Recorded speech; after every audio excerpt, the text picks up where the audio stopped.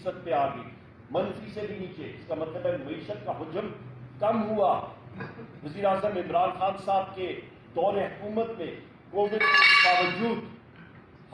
جو آپ کی معیشت ہے اس کا حجم 6% سے بڑھ رہا تھا، پہیہ تیزی سے چڑھ رہا تھا، پیسوں کی ریل پیل تھی، ملازمتیں بن رہی تھی، عوام خوشحال تھی، اور اچانک وہ حجم کم ہوا۔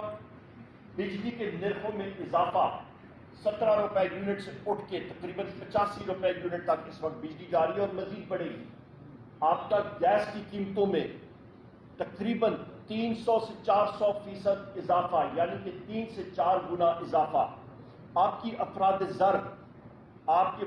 خواتین و حضرات 45% سے بھی زیادہ گئی۔ کمر توڑ مہنگائی، جس کی وجہ سے عوام بیزار ہو کے اس نے پاکستان تحریک انصاف کو بھاری مینڈیٹ دیا۔ 3 کروڑ سے زیادہ لوگوں نے پاکستان تحریک انصاف کو ووٹ دیا اور الیکٹ کرایا۔ کیوں؟ کیونکہ ان کو معلوم تھا کہ عمران خان صاحب وہ واحد لیڈر ہیں، تحریک انصاف وہ واحد پارٹی ہے جو کہ اس بھنور سے پاکستان کو نکال سکتی ہے اور صحیح رستے پہ لگا سکتی ہے۔ اس کے ساتھ ساتھ میں پھر ریپیٹ کرتا ہوں، جو میرے کولیگ نے اور چیئرمین پاکستان تحریک انصاف نے بھی بات کی، کہ اس معاملے کا سمپل حل جو کمشنر راول پنڈی نے کہا، فارم 47 فل فور ایشو کیا جائے اوریجنل، جس پہ پاکستان تحریک انصاف کے نمائندگان اور امیدواران کامیاب ہوئے تھے، ان کو الیکٹڈ ڈکلیئر کیا جائے۔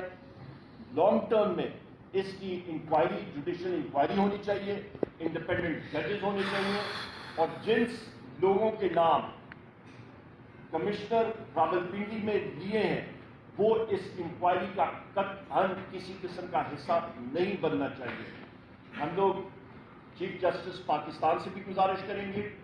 کہ کیونکہ ان کا نام یہاں پہ لیا گیا وہ ہمارے لیے محترم ہے، پر کیونکہ ان کا نام لیا گیا ہے تو سپریم کورٹ کا جو بینچ بنتا ہے اس سے وہ ہم لوگ احترام سے ریکویسٹ کریں گے ان سے کہ اس کا حصہ وہ نہ بنے، اور ایک انڈیپینڈنٹ پینل کے طور پہ، ایک جوڈیشل پینل کے طور پہ صاف شفاف جوڈیشل انکوائری ہونی چاہیے، کیونکہ پاکستان کی عوام کو ہم نے یہ بتانا ہے،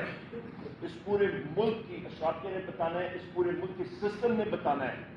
کہ مینڈیٹ چوری نہیں ہو سکتا، اور جو کوئی یہ کرے گا اس پہ بھی ان کو کیفر اقتدار تک پہنچایا جائے گا۔ اور اس طرح یہاں پہ میں ایک اور بھی بات بیان کروں کہ پشاور میں بھی وہاں کے ڈپٹی کمشنر اور پولیس کے اہلکاروں نے مل کے پشاور کی ہماری 7 سے 8 سیٹیں صوبائی اسمبلی کی، وہاں پہ انہوں نے انجینئر کی، اور اسی طرح انجینئر ریونگ کے طور پہ جن ہمارے ساتھیوں کی لیڈز، جس میں تیمور خان جھگڑا شامل ہے، جس میں ہمارے کامران بنگش صاحب شامل ہیں، مختلف ہمارے ساتھی اس میں شامل ہیں، ان ساروں سے وہ سیٹیں چھینی گئیں، اور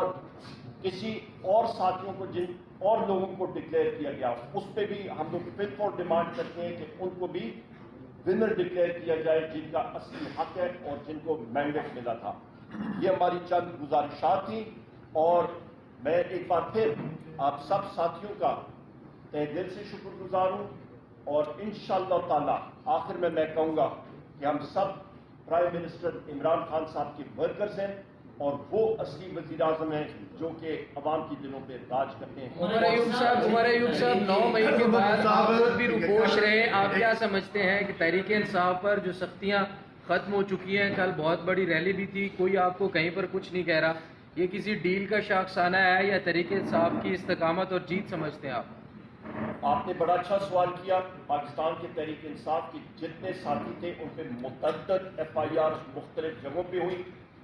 میرے پاس نہ سلیمانی ٹوپی ہے نہ جادو کی چھڑی ہے، میں نے جو ٹرانزٹ بیل لی ہے، اور میں مشکور ہوں chief justice Peshawar high court کا، مجھے مختلف عدالتوں میں حاضر ہونا پڑے گا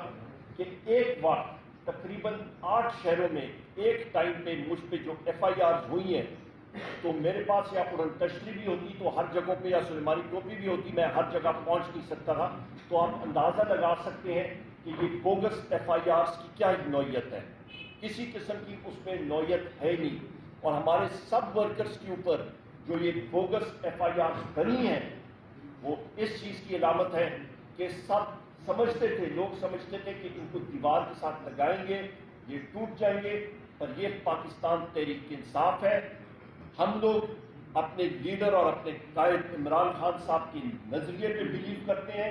ہم لوگوں کا یقین ہے لا الہ الا اللہ محمد رسول اللہ،